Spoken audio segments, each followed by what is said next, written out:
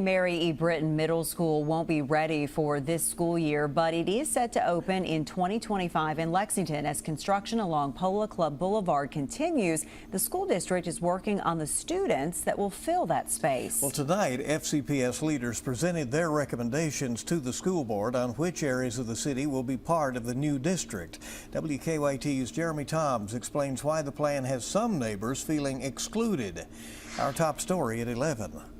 Fayette County Public Schools has gone through a lengthy process to rezone some school districts in preparation for the new Mary E. Britton Middle School. We've been working on this project for the last 3 or 4 months, actually longer, behind the scenes. Steve Hill says they've arrived at the current proposal, now their 6th scenario, to accommodate for the rapidly growing Hamburg and Polo Club areas of the city. The first year we're trying to start with 800 resident zone students, and it's purposeful because we're projecting it to grow over the next 5 years up to the capacity of around 1,200 students.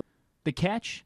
Some nearby residents were zoned into the new middle school district as recently as May, but a change in plans since has left them out. You know, we've got kids that are about to go into middle school thinking they might be going to that school, and I think the change was just a little hard for us to understand. Emmy Myers says people moved into the Tuscany and Summerfield neighborhoods thinking this new part of the community would be theirs too. One of the selling features for the neighborhoods was getting the new middle school, and it's very close to us. We would pass it often. Hill has heard their frustrations but says those neighborhoods are growing just as fast. So this method provides for an equitable enrollment base to Mary E. Britton, as well as the several other schools seeing changes.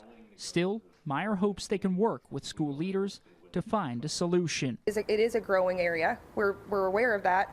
Whether or not it's going to 5 to 10 years from now have an extra 1,200 units there, I don't know. In Lexington, Jeremy Toms, WKYT.